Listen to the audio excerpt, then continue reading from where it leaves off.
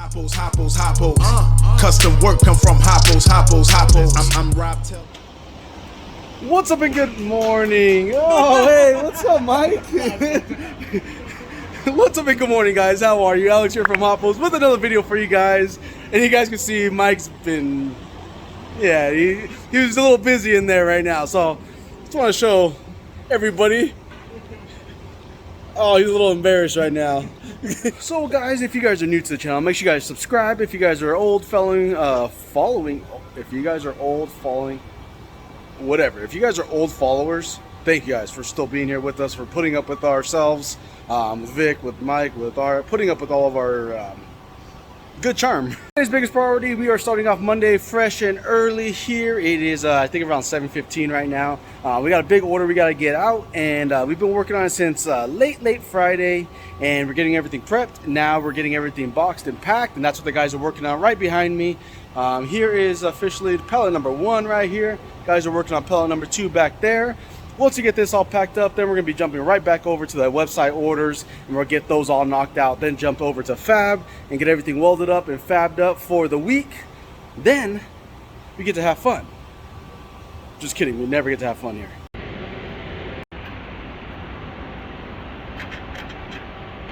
We've just been trucking right along here. We have had all the machines going.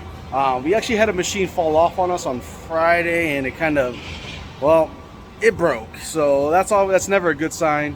So we have parts on order for it right now. We should have Andy, the machine repair guy, coming in sometime this week, hopefully, and get that thing back up and running, because we're actually in the process of making one of our new items. Also, if you guys haven't already seen our 59 to 64 Impala Wishbone that has been on pre-order, make sure you guys go check that out, because they are shipping out this week. We already shipped out, I think, 3 or 4. The ones that came off the machines, those shipped out last week on Friday. 2 that got picked up, and then the rest of them are going to be shipping out today, tomorrow, hopefully. So make sure you guys jump on. The first few that get out that pre-order, they're going to be out there probably within this next week or so. So make sure you guys keep an eye on those. And hopefully, if everything goes well, we should be jumping back on Javier 62, hopefully today, tomorrow, depending on how shipping goes. We're going to be finishing up the rack on this one. The last video you guys saw us working on the rack on this one. This is the 62 that we did the frame molding on, and all the inserts and everything. So if everything goes well, we'll be jumping back on. You guys can kind of see right there. You'll see where we hole saw the body, and we should be building a rack as long as Mario brings over all the pieces for the rest of the pumps. The pumps we did a long time ago, and actually if you go back a long, like 3-4 years ago on a YouTube video, you actually see a red 62, and that was actually this same car. Obviously, since that last YouTube video, a lot has changed on this car. So I'll keep you guys updated on this one, because this one seems to be a very popular one. This is a full, pretty much ground up build, plus somewhat of a little redo. Bathroom again? No, I can't just be, Vic can't be the only one I make fun of, so I had to make fun of other people.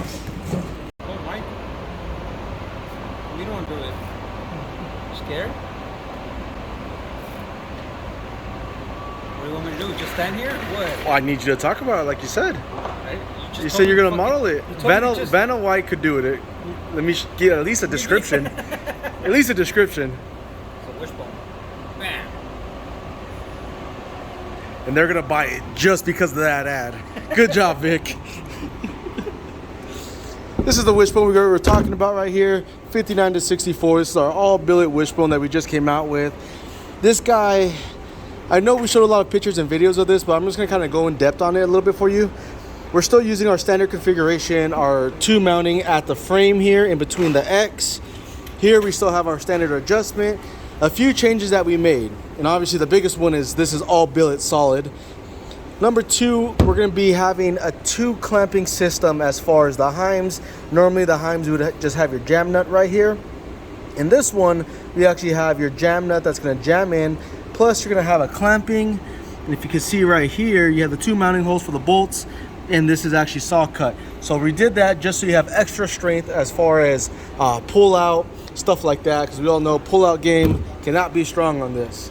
So did that. Same thing up here. We did double clamping, jam nut, which obviously this piece is not here right now.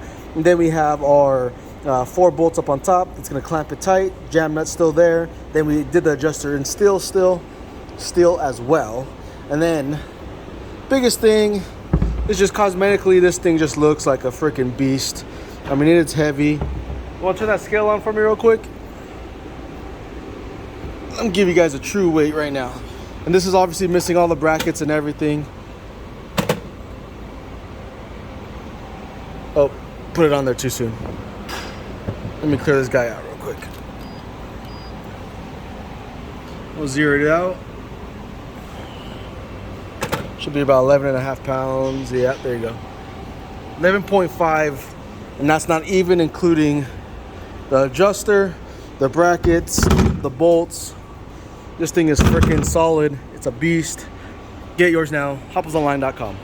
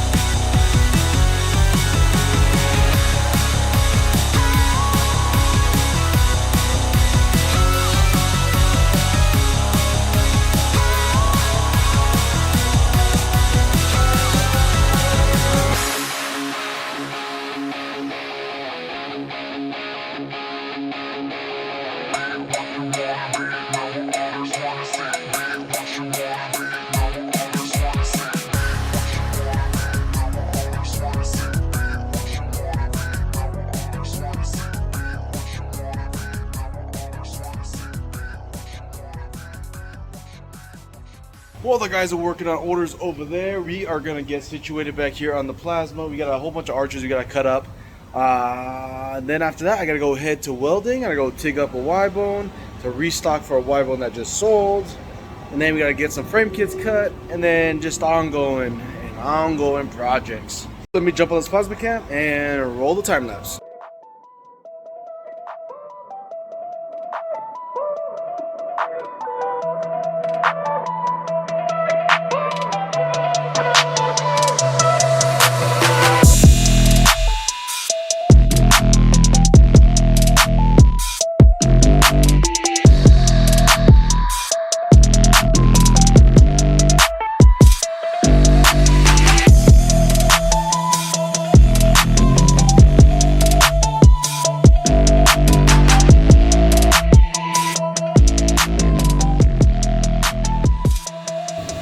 Wishbone just got welded up right now, so gotta let that guy cool down. We're gonna jump back over to the plasma cam, and then I gotta clear off those G-body arches we just cut. I'm gonna toss a new sheet on there. We're gonna cut a whole sheet of 65 to 70 Impala arch kits as well, and then get those restocked. Once we get those restocked, I gotta toss on another sheet, actually another 4 more sheets, and we're gonna cut Canadian frame kit.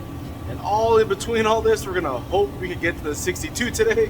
I'm crossing my fingers, but Mario was also supposed to be here. He hasn't showed up yet with the parts, so we might just be waiting on that. Just got a few sets of 65 Impala set up here on the plasma cam. Let's get this guy going.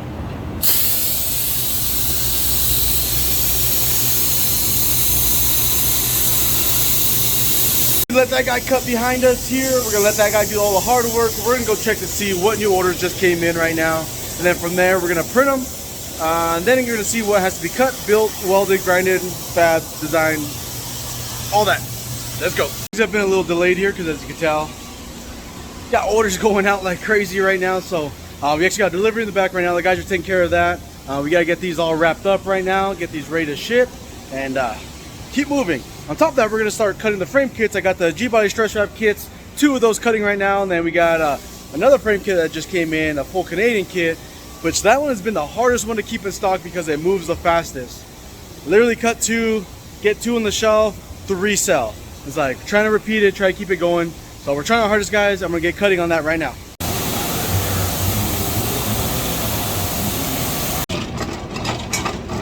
We just got one frame kit done. This is just a partial body on. So we gotta get that guy cleaned up real quick. Oh, hang on, stuck on the hose. Hold on. One-handed filming. There we go, made it. Get this all set up on the time saver now.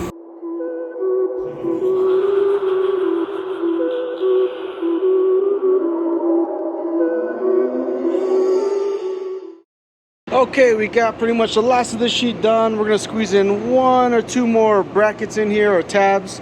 Then this one's gonna be out, and we're gonna be starting up the 2 Canadian kits. So the 2 G-body frame on kits, or body on kits, are already done. Just filling in the little extra gaps so I don't waste any material, and then we're gonna move on to Canadians.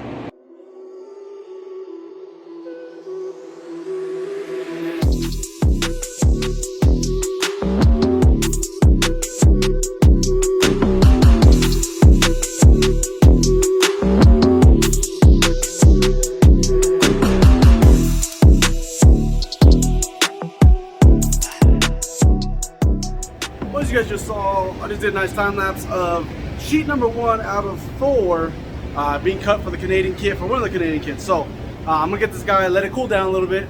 I'm gonna pull the sheet off. We're gonna pull each piece off, count each piece, inspecting each piece, go and clean up each piece, then take each piece to the time saver over there. And we're gonna repeat that times 4, then times 2. Because we got 2 more frame kits we gotta do. Plus we gotta do 1 more extra on top of that to put back into inventory. So today's gonna be a really, really busy day. Time is ticking away. I'm trying to do as much as we can in between time. This is just kind of how a normal day goes here. You're just literally jumping from one thing to another.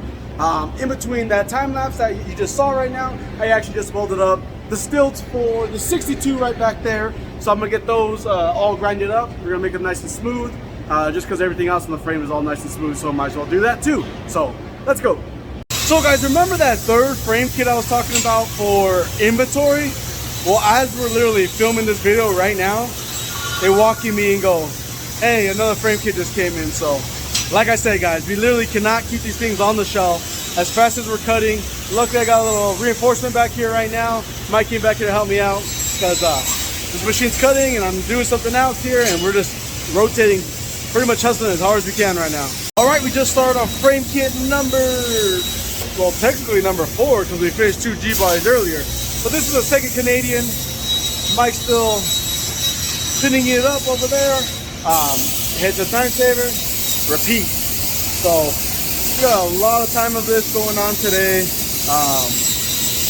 Yeah, good news is, let me show you guys something. So in between the frame plates being cut, I got these all bolted in. Right now I just have my hand tight.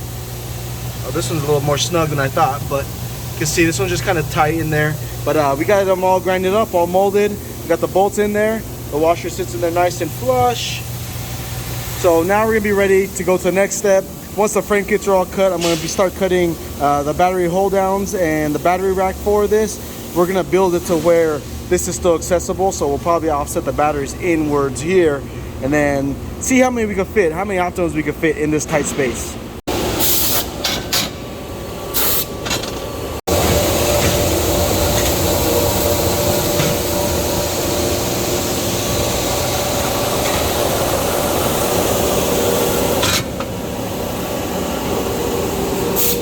Let's just all watch this beautiful moment real quick. Oh, there it goes. This marks the last piece of all 5 kits. Now all we gotta do is get them boxed and shipped. That means tomorrow we're gonna have 5 pallets heading out. Yeah, let's go. Let's keep going, guys. Let's keep going. Yeah, that's right. You better go back home. Don't you come back. So we finally made our way over to Javiers 62. And what we're doing right now is just pretty much trying to get out the best layout and best configuration for 5 batteries in each quarter panel. So 10 batteries total. 4 will be, or actually 8, 4 on each side. But 8 of those batteries will be for the hydraulics. Being that he's running 4 pumps, we're gonna bank them with 4 and 4. So technically each pump will get 48 volts. Then one battery, the extra battery will be for starting, and the extra one on the other side will be for stereo. So I tried a whole bunch of different configurations. I tried flipping them. I mean, I could actually shove 5 and get perfectly flat in here, but The problem is building the rack in order to do this and still make it bolt in and being able to remove everything. That's another story. And on top of that, we don't have enough room to get our hands in here to do any connections. So I don't want to take the chance of making the rack and the connections being too big, or you can't get to them or access them, just to sacrifice, you know, 2 inches here. So I think as far as right now, as far as usability, I mean, he's going to be fully upholstered anyways. So I think this is going to be the best route right here, to shove 5 in this quarter panel, 5 in this quarter panel, and have this whole section here fully open. To have as much space in the center section as possible, because we are running 4 gravity fed pumps with 4 dumps, 4 slowdowns, 4 tanks.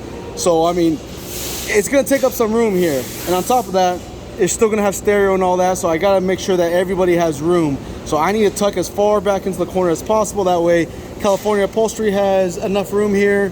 That way all the guys at Stereo and Laser Works, they all have enough room here to work, and we're not limited on space. So I'm going to be the one who struggles a little bit.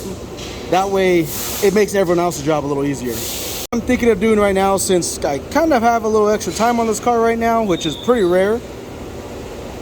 Okay, so right now, guys, I was trying to fight to get in here to weld this, because when I got this in here, it was kind of sitting a little cockeyed because of the welds. So Vic says, I can make the tool. I can do it. Let me show you. I'm better than you, Alex. So I'm like, all right, Vic, go ahead. Let's make a tool. So what'd you make? So, well, this was already, what, a 2-inch? Yep. And then, so you just cut the rubber? Yep. All right, Perfect. Let's make it work.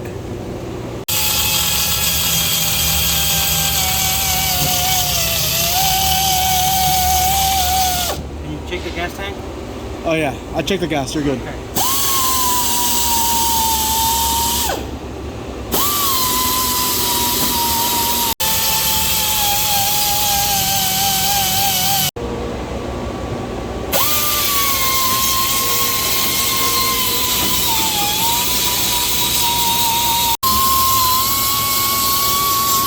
So we got our angle up here.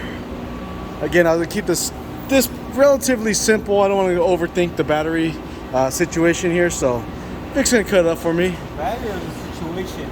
The battery situation. Oh, I thought you said battery situation. I did say my battery situation. Escucha, mija. ¿Entiendes? It's the first measurement. Come on. So I got my CAD design here. Calculated Alex design CAD. There's my numbers. 2 at 6.8, 2 at 26.8, 6 at 20, 4 at 14, 4 at 10. Alright. You like my CAD drawing, huh?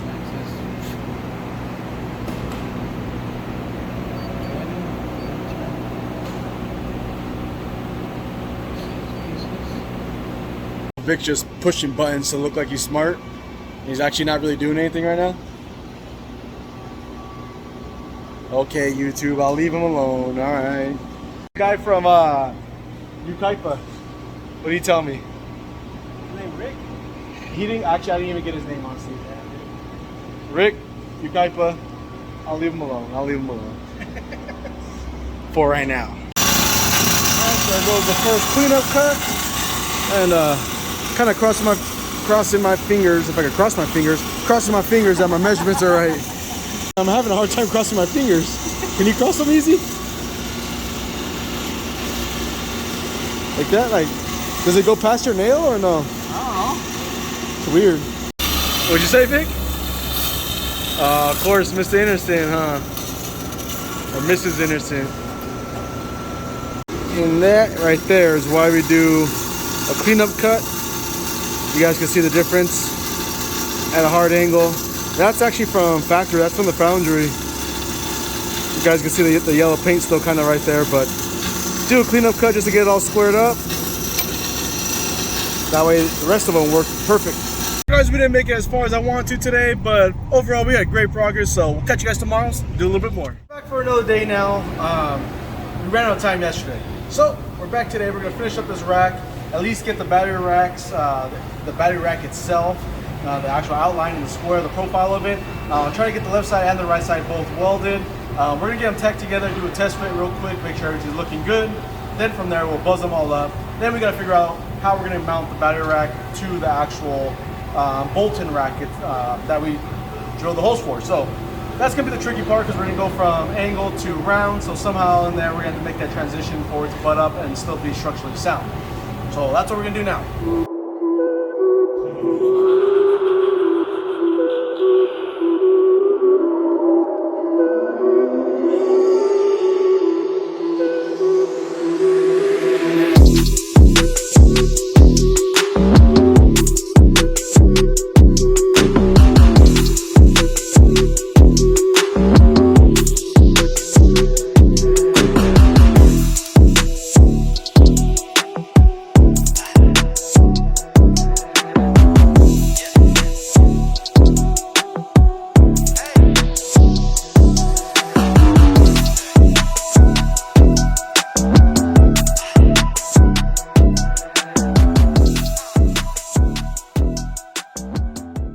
So you saw the time lapse right there. We got that first battery rack all buzzed up.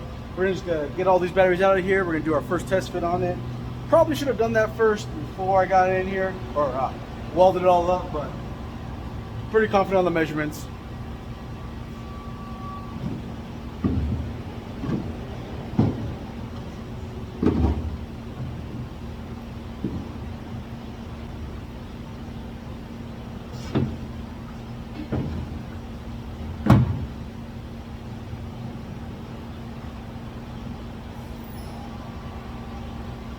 Alright, so everything's fitting nice and snug in there. It's tight. It's actually tight right now, but it's actually going to be raised up about 1 3/4 anyways. Actually, it's going to be raised up. Yeah, 1 3/4. So it'll be 1 3/4 higher than the actual floor. It'll be raised up all the way. That way we can tuck and run any wires that we have to underneath it. Also, it'll make it a lot easier for us to actually, when we put the stilts in here, to weld everything up in place. So that's gonna be good. That'll be pretty much done, finalized right there, which actually worked out better than I thought, because I was planning to run a crossbar from the backside back there, but I need to make that bolt in as well. But the way the rack's sitting right here, it actually puts it in a perfect position to where I could put tabs off of here, do a bracket going all the way across, and it should be perfect. So yeah, luckily it fit. So now we just gotta pretty much copy exactly what we did on this side, but just mirror it so that this side matches it.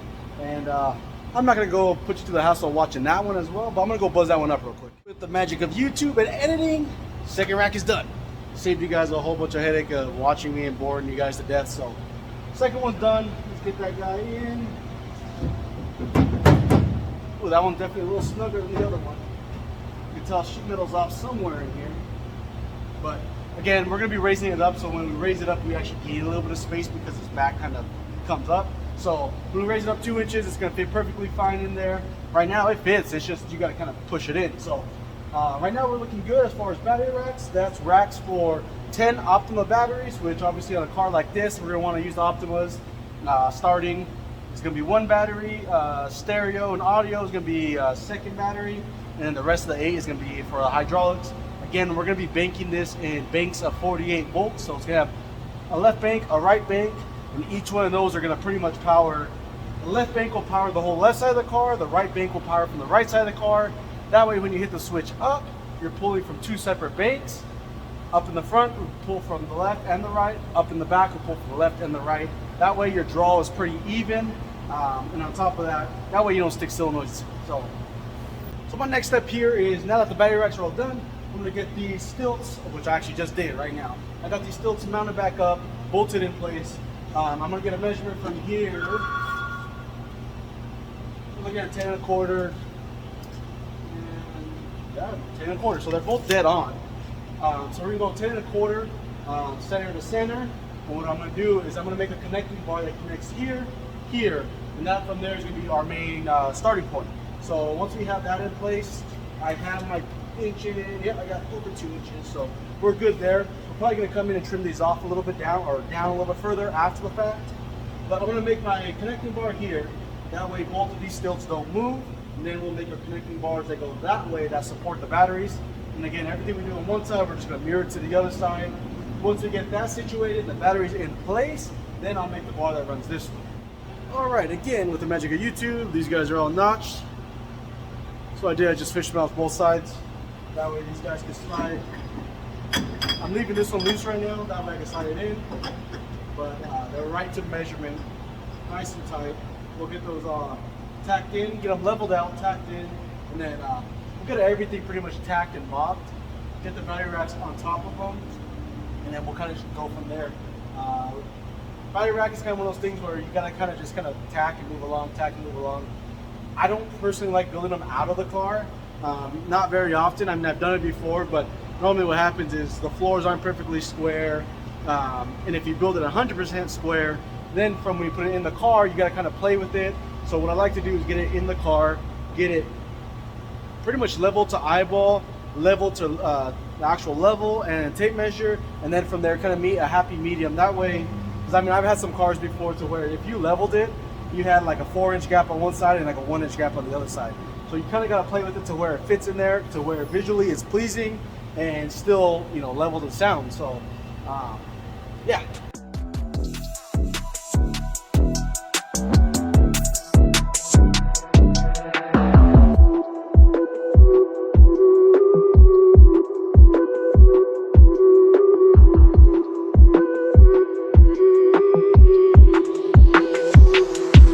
So we got this side tacked in, passenger side, driver side's all tacked in as well.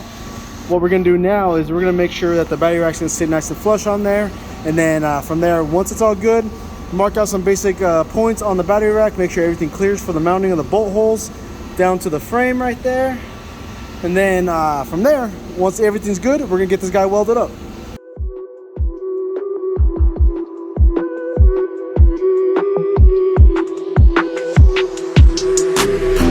Alright guys, so I don't want to make this video too long, so at this point I'm going to pretty much cut you guys off.